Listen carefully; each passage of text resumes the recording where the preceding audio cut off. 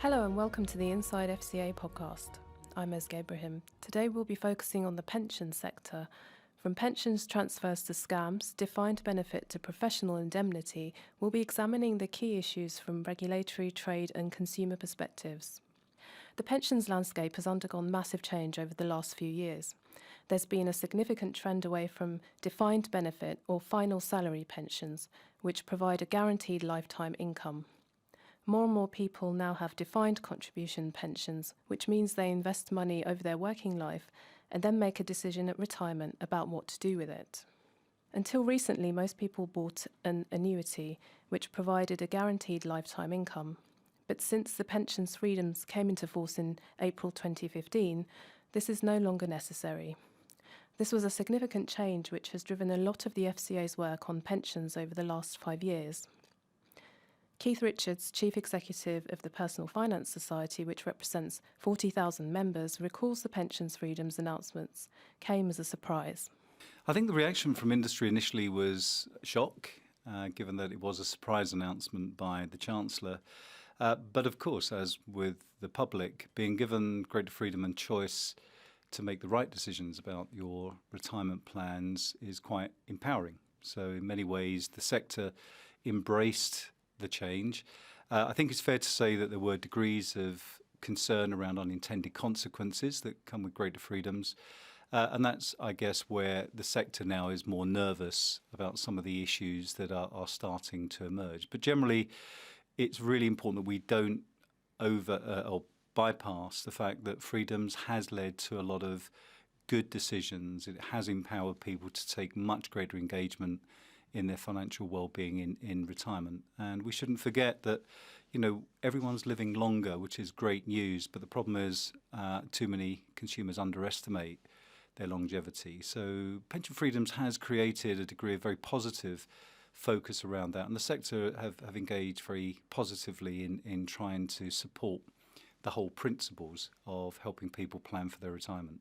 And what were some of the unintended consequences you mentioned there?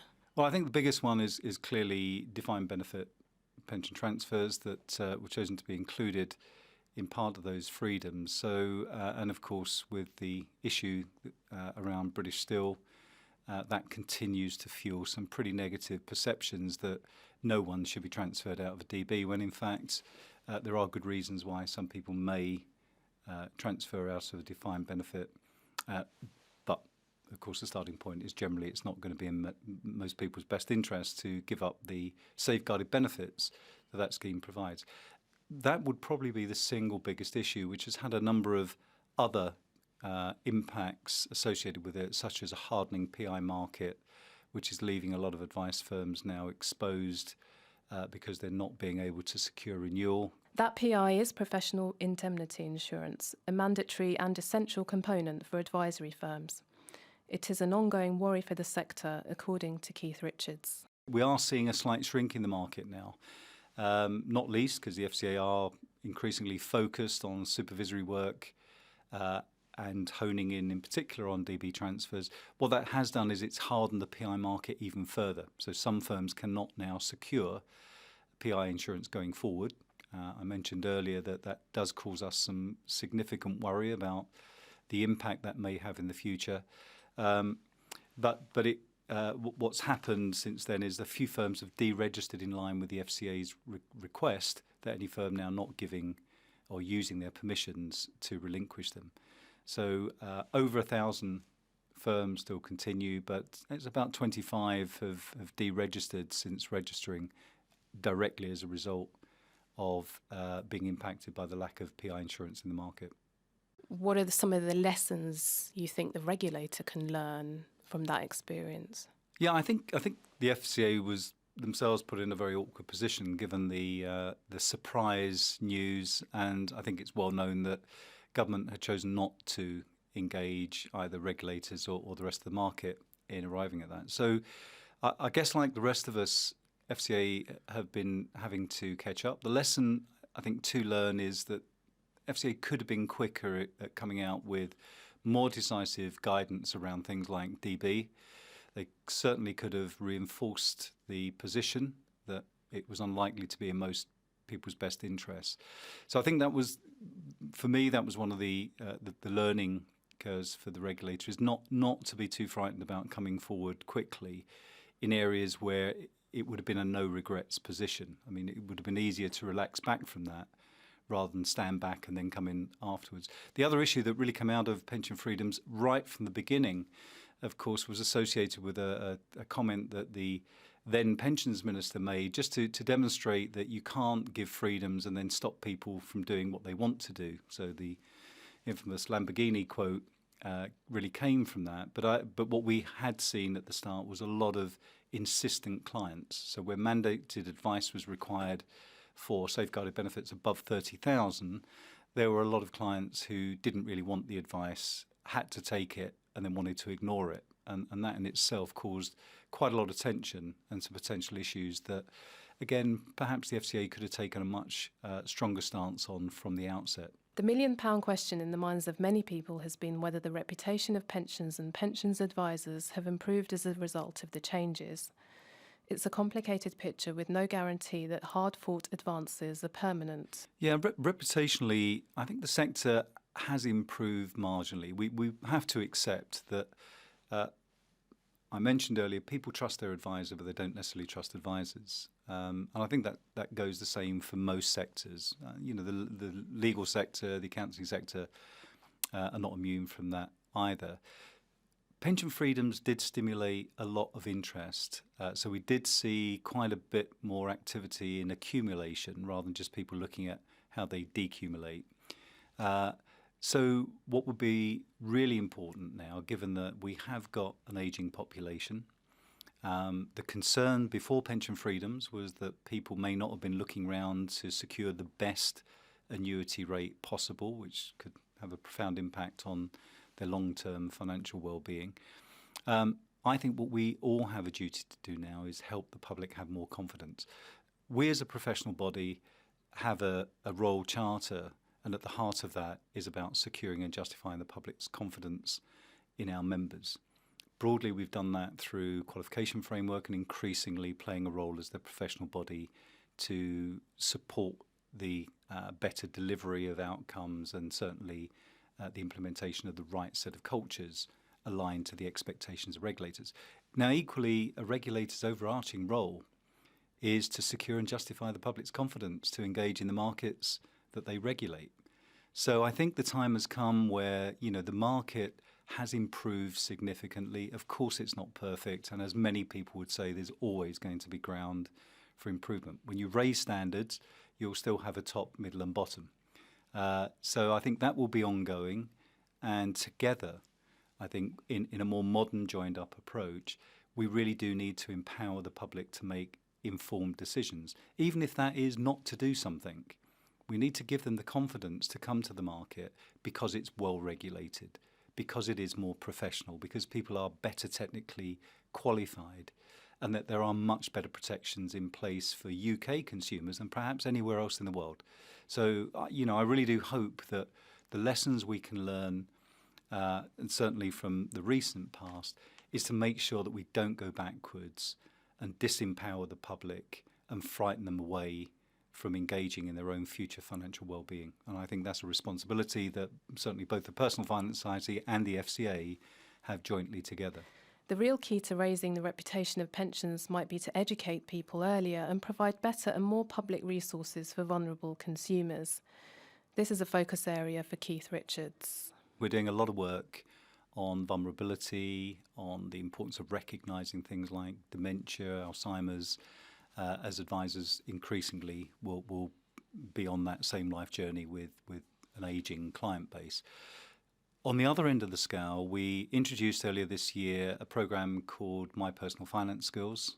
It's based around a board game, so it uses gamification to engage young people about to leave school to better understand the importance of budgeting, finance, avoiding financial scams, because more of them now have technology at their use and they're becoming vulnerable themselves.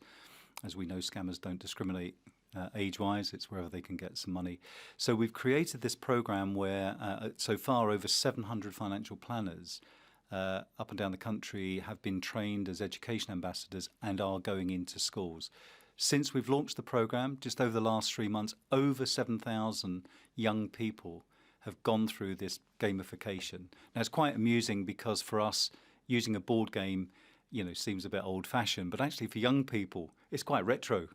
They're used to apps, and actually the board game has really gone down well. One area where the regulator is trying to raise standards is by banning contingent charging. Does he think this will lead to better advice and outcomes for consumers? I'm not convinced it will. I'm not convinced that contingent charging is the root of bad advice. I think bad advice is bad advice. Contingent charging is simply a mechanism to be agreed with the consumer on how they wish to pay for the advice. What, of course, we can't deny, and we've put it in our own guidance, is that it's more important about recognising potential conflicts of interest and then demonstrating how you mitigate against that risk. So DB is quite unique because if the starting point that it's unlikely to be in most consumers' best interest to transfer, then of course it is a bit of a conflict to use contingent charging with the assumption from the outset that a transfer will ensue. So separating the initial fee for the research and recommendation of whether to proceed with the transfer or not is best separated from any dependency of ongoing assumption that a transfer would be suitable. So I think we're slightly caught. To answer your question, I don't think it's the root of the problem. If you remove contingent charging, someone that intent on giving bad advice will continue to give bad advice. So I think we've all got to be more diligent on making sure that doesn't happen. One unwanted side effect of pensions freedoms has been the rise of pension scams, unscrupulous operators trying to park consumers with their life savings. It can be traumatic and highly damaging, and this is a priority for the FCA via its ScamSmart campaign. Head of Business and Consumer Communications Emma Stranack, who leads the ScamSmart campaign, explains why pensions are such appealing targets for scammers. Well, I think since the pension freedoms were introduced, people have more access to lump sums, and that gives fraudsters a way in. And that's, they are very good at being persuasive, providing potential lucrative opportunities for people that are tempting. They have very sophisticated websites, and they draw people in to the opportunity that their investment provides. The trouble is, it often sounds too good to be true, and that should be a warning sign for all consumers. It's such an important issue that the industry is playing its part too, helping by being another set of eyes on the problem. We have an initiative aligned to the FCA's ScamSmart programme where we have signed up a significant number of professionals around the country who spend a minimum of they commit to spend 15 hours per month deliberately researching to try to spot scams and then direct them straight into the FCA website. Professionals, after all, are much better equipped to spot when something looks too good to be true. And as we're all aware, if it does look too good to be true, it almost certainly will be. So rather than just leaving it to the unsuspecting consumer to fall foul to scams and then reactively the FCA having to do something about it, we are encouraging the profession to play a role in trying to spot them and alert the FCA much quicker. If scams are to be stamped out, it's essential that industry and regulator work closely together and that consumers keep their eyes open. So we've had really, really good partnership working with a lot of industry who use our ScamSmart materials linked to our warning signs, but also provide their own advice to their customers about what to watch out for. And check who you're dealing with. I mean, they identify the FCA register, for example, where you can look up to see if the firm is legitimate, and use the phone number on the register. Don't use the phone number that the potential scammer has given you. What's the FCA's approach to tackling scams? Well, we tackle scams on a number of different fronts. Through our intelligence teams, of course, where we're monitoring and gathering intelligence on scams that are out there. We also have an enforcement team who looks at prosecuting and closing down boiler rooms and so on. And my team in particular looks at the ScamSmart campaign, where we are advising people and warning them to watch out for the signs of scams. What methods have you been using to reach all the different audiences that you'd like to speak to? So the ScamSmart campaign really uses a number of different channels. We use advertising, our website, we've done advertising on radio, but also through social media. And quite a lot of the time we have people whose children or family friends have pointed out some of our ScamSmart information through those channels. But also we rely on the press, broadcasters. Rip Off Britain has done some excellent coverage for us on some of the issues faced by people being scammed. So a number of different channels, really. Chris McGrath, Head of Investment Intermediaries and Scams at the FCA, what have been the biggest challenges for regulating pensions over the last few years? So I think broadly there are two there. I think firstly, the government brought in pension freedoms in 2015, and that's given people a lot more control over their pensions, which is great. But what we've found is that there's a particular area which is quite complex around the option to transfer out of a DB pension, a defined benefit pension, where it's a very complex decision and sometimes advisors aren't always giving the best advice on that. So that's one of the big challenges we're facing on defined benefit transfers. And then the second one is probably around pension scams. So that's where some quite poor players out there in the market are purposely actually trying to get people to invest in things that basically won't make the return that they're promised or will simply take their money away. And out of those, what are the priorities over the coming 12 months? So I think we've still got quite a big piece of work to do on our defined benefits work. So that will continue to be one of our priorities, and we will continue with our ScamSmart campaigning and sort of looking at firms that are potentially involved in scams and rooting out the ones that are pretty poor players in the market. So we'll continue doing that as well. And I think finally we'll be looking at all our interactions with firms and trying to spot what some of the emerging issues are and try and get ahead of those before they're causing harm to consumers out there in the market. Chris, why is pension transfer advice a priority for the FCA? So the decision whether or not to transfer out of a defined benefit pension scheme is a really complex decision. With the current economic environment, we've got quite low interest rates, which results in high transfer values, and that's often more money than many people will see in their lifetime. So they want to access that money, but that desire needs to be balanced against the loss of certainty of income, which these DB pension schemes offer. And that needs to be balanced quite carefully. So very complex decision, and people need advice, and they need advice that's actually personalised to them individually. Now, some firms are doing this really well, but other firms, they've not managed the conflict between the fees they charged, often on a contingent basis, and what is in the best interest of their client individually. And some of them have also not demonstrated the competency they need in terms of what they need to consider and make recommendations to their clients, and that's resulted in really poor advice. So what is the plan to raise standards of advice? Across the investment market, about 90% or over 90% of advice is suitable generally. But in the DB world, in the defined benefits world, over the last couple of years, we've done some work and we've found that probably that suitability rate drops to about 50% in this specific area. And that's just simply not good enough. So transfer rates are too high. We start from a position as a regulator where it's best not to transfer out of a defined benefit scheme unless there are specific individual circumstances that make that so. But yet we're still seeing many firms where the majority, if not all, of the people they advise them to transfer out of these precious DB schemes. So look, to address this, we've got a really comprehensive approach to determine the good from the poorer firms. Firstly, we're individually assessing the 90 most impactful firms that are operating in this space, which involves us visiting the firm, understanding their approach and their processes around defined benefits advice, and making judgments on whether they're giving good advice or not, and taking action on them.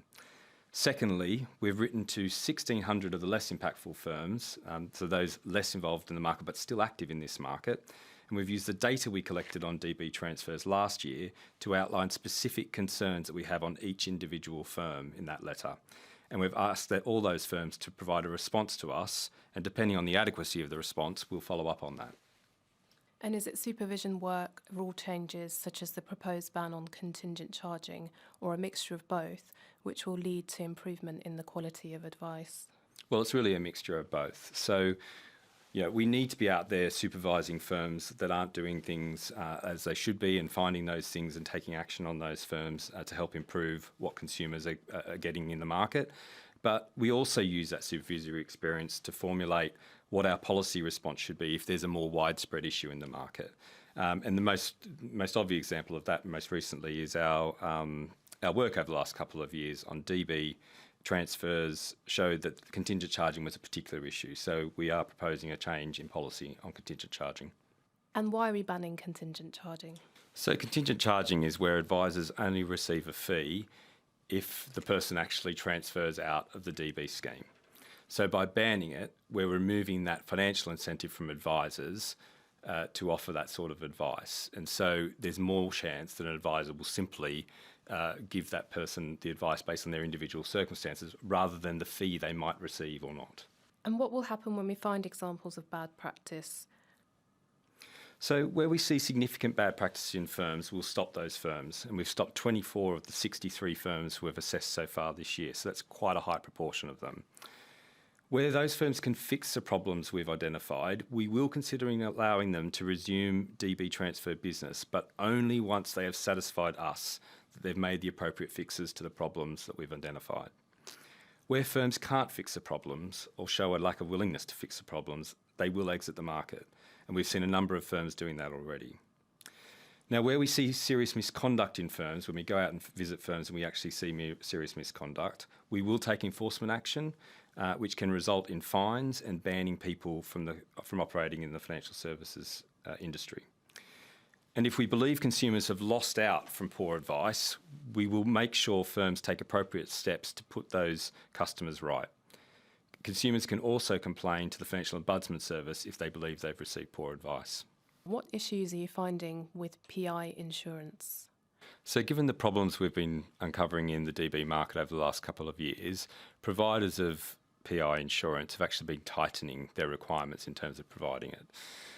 When we've been doing our supervisory work, we've been checking firms' policies, and we're finding firms don't always understand the rules here or the specifics of their policy and what might be excluded from it, which means they're offering advice potentially in areas that aren't covered by their PI policy, and they should not be doing that. So where firms do not have adequate PI coverage, we're taking action to stop them from offering advice that isn't covered. And more broadly, we're considering what we need to do around the PI issue as firms are finding it harder to get coverage, given the poor levels of suitability that we've found in the past in this market. And what will happen if firms are not able to reach the required standards you talk about? So we'll take action to stop firms that aren't reaching the standards. It's not right that consumers are not getting the sort of advice they need to make these quite complex decisions. We're relying on professional financial advisors to give this sort of advice, and they need to make sure they're offering a good quality of that standard. So we will stop firms who are not actually making that standard. Chris McGrath, FCA's Head of Investment Intermediaries and Scams, bringing our podcast to a close there. I've also been speaking with Head of Business and Consumer Communications, Emma Stranack, and Chief Executive of the Personal Finance Society, Keith Richards. That's all we have time for in today's podcast. Join us again soon for the next Inside FCA podcast. The Inside FCA podcast shines a light on all aspects of work at the FCA, featuring experts covering important topical subjects affecting both financial services firms and consumers. Subscribe to our channels to stay up to date and listen to the latest episode of the Inside FCA podcast.